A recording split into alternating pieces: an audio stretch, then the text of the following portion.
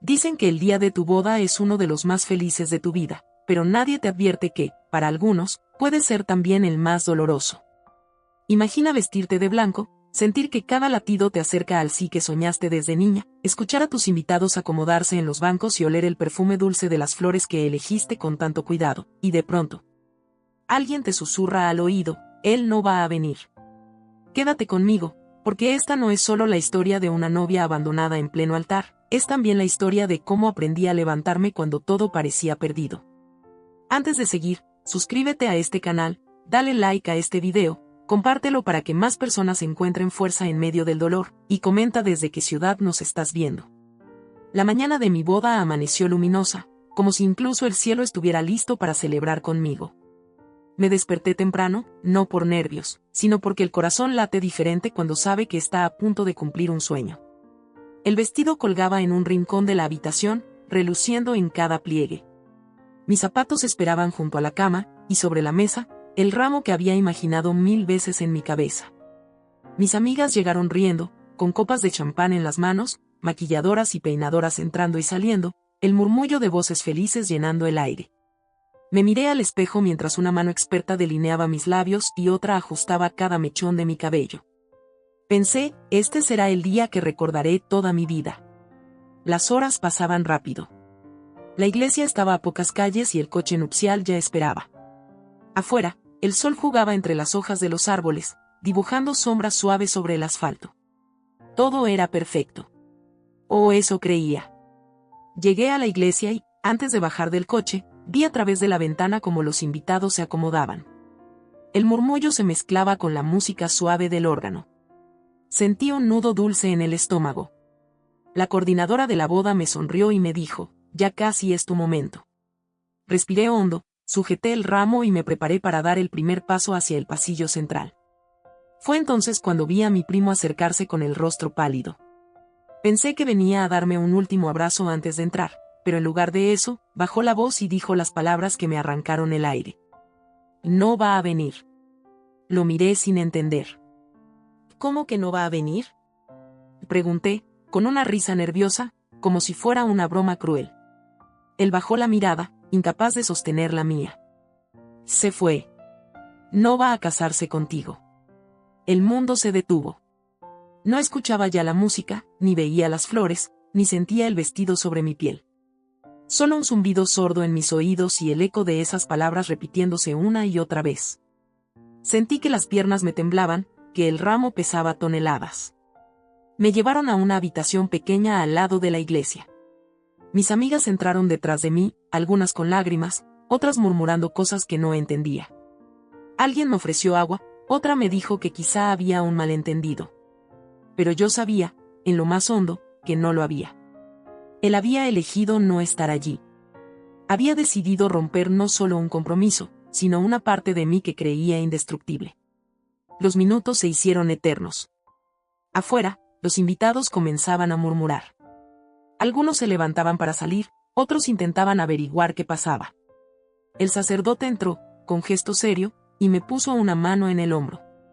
No dijo nada, y eso me dolió más que cualquier palabra.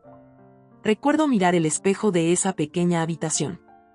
Vi a una mujer con un vestido perfecto, un maquillaje impecable, y unos ojos que parecían de otra persona. Ojos vacíos.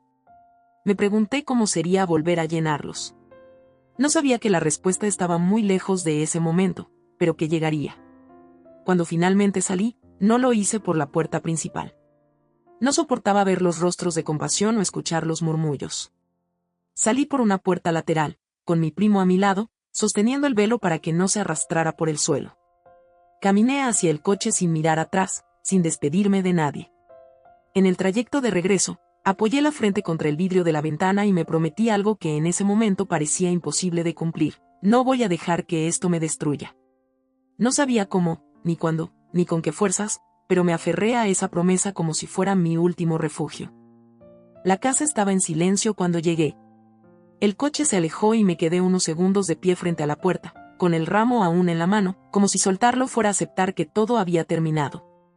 Finalmente lo dejé sobre una mesa del pasillo, y las flores, que unas horas antes parecían vivas y alegres, ahora me parecían marchitas, ajenas a mí. Entré en mi habitación y cerré la puerta. No quería ver a nadie. No quería escuchar consuelos que no podían llenar el vacío. Me senté en el borde de la cama, aún con el vestido puesto, y por primera vez desde que supe la noticia, las lágrimas comenzaron a caer. No eran suaves. Eran torrentes que me sacudían entera, como si mi cuerpo quisiera expulsar el dolor a la fuerza.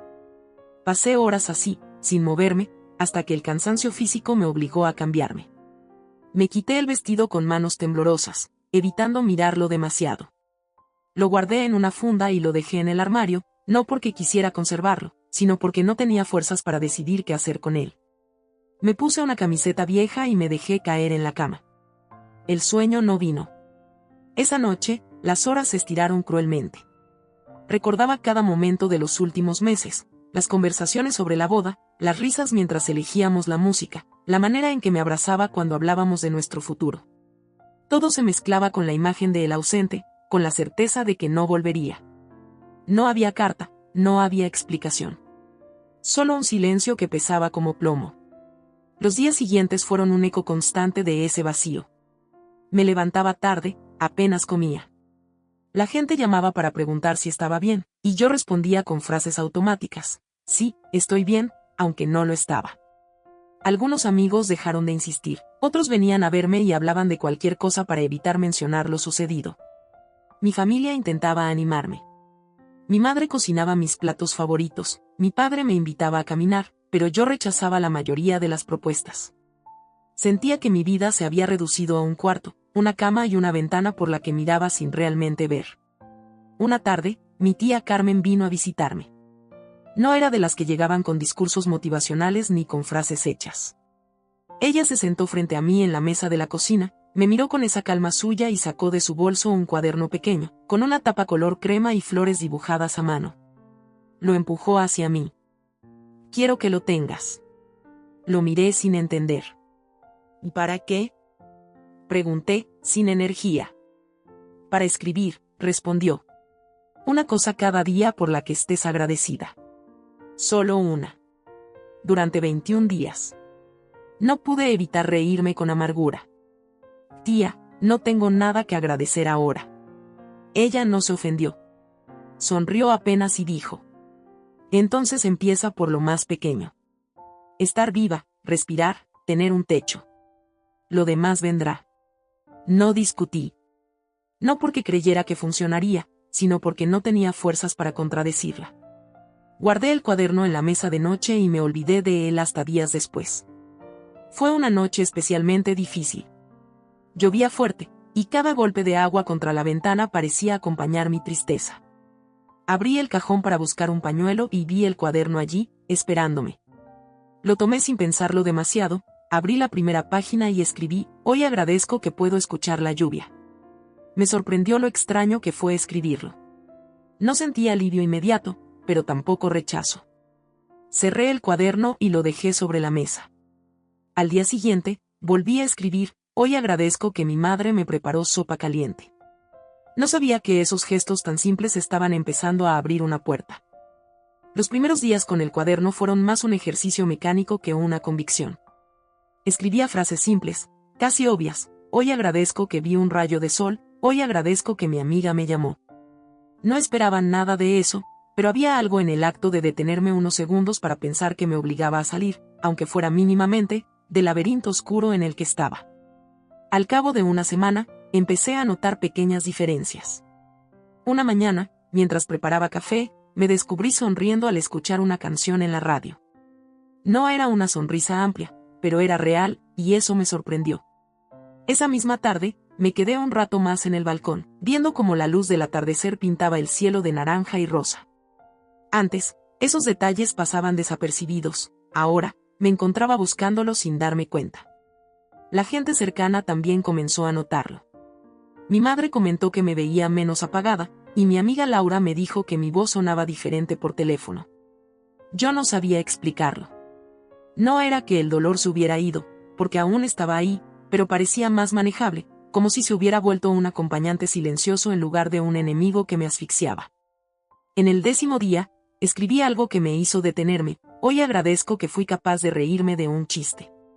Me di cuenta de que había pasado tanto tiempo desde la última vez que me reí de verdad, que el simple hecho de hacerlo me pareció un regalo.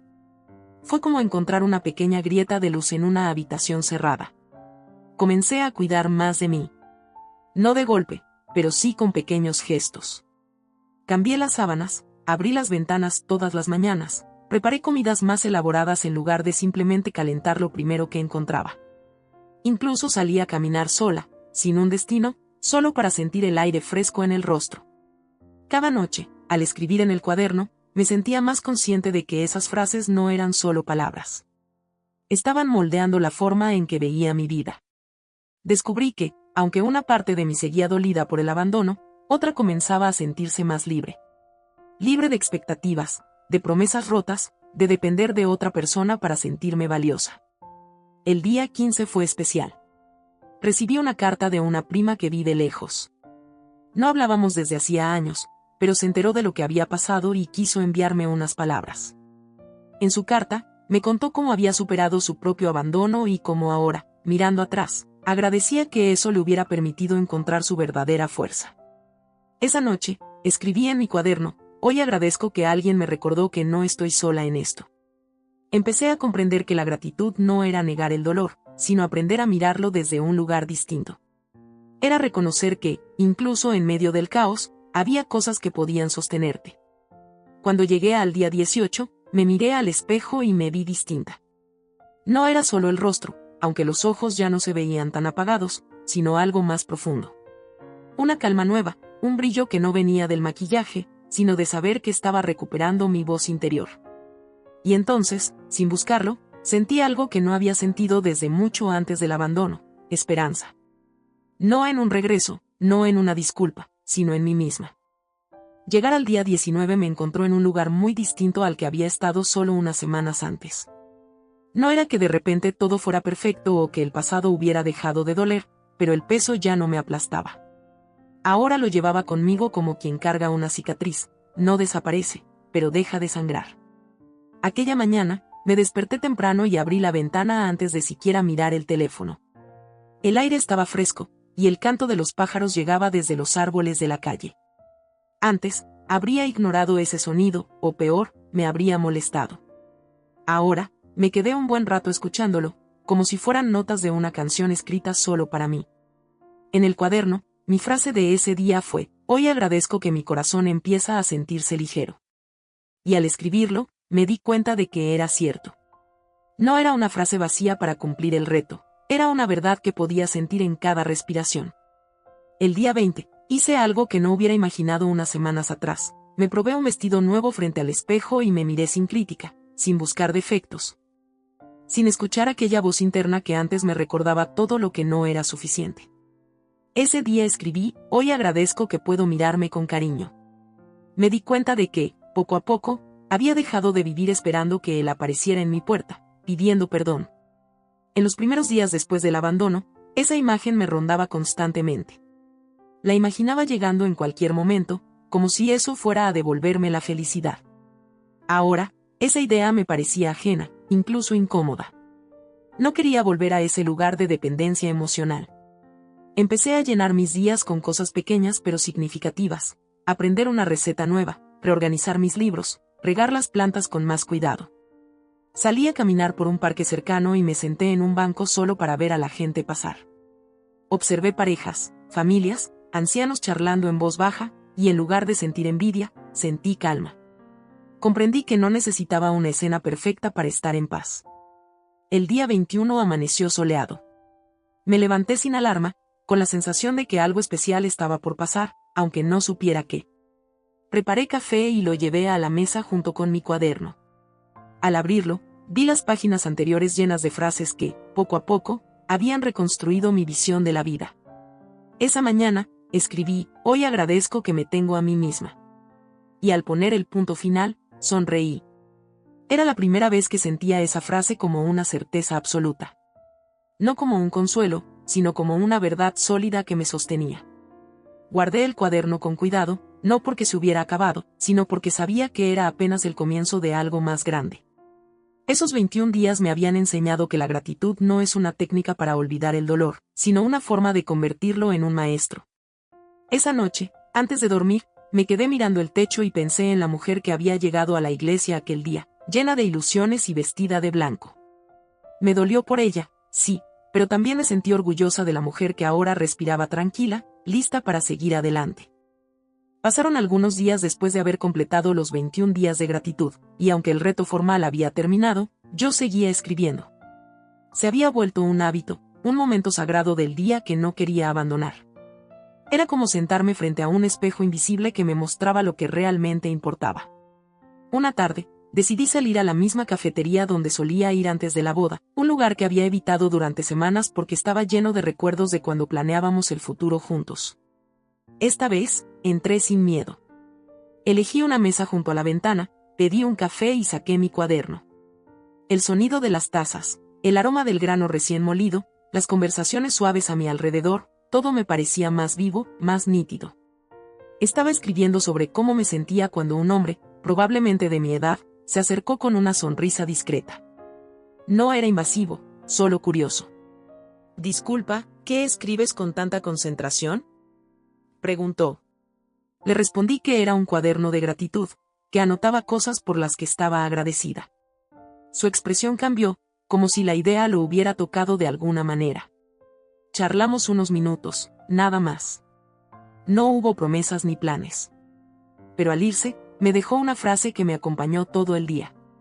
Y es hermoso que sepas encontrar motivos para agradecer, incluso después de haber pasado por algo difícil.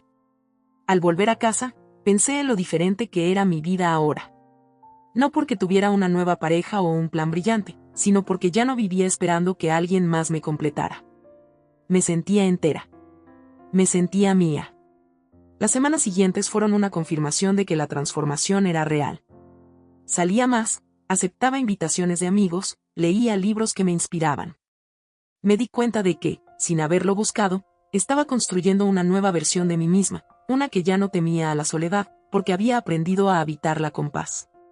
Una noche, mientras escribía en el cuaderno, volví a la primera página. Ahí estaba aquella frase simple: «Hoy agradezco que puedo escuchar la lluvia». Sonreí. No tenía idea de que esa frase tímida sería la primera piedra de un camino que me llevaría hasta aquí. Cerré el cuaderno y lo abracé unos segundos. No para aferrarme a él, sino para honrar todo lo que había significado. Me asomé al balcón y miré la ciudad. Las luces parpadeaban como estrellas terrenales, y en ese instante supe que no había nada que temer del futuro. Lo que viniera, lo enfrentaría con la certeza de que siempre habría algo por lo que agradecer. Porque el abandono en el altar no fue el final de mi historia. Fue el comienzo de una vida que nunca me había atrevido a imaginar. Si esta historia tocó tu corazón, dale like a este video, compártelo para que más personas encuentren fuerza en medio de la oscuridad. Comenta desde qué ciudad nos estás viendo y suscríbete a este canal para no perderte más historias que te inspiren a seguir adelante. Recuerda, siempre hay algo por lo que agradecer, incluso en los días más difíciles.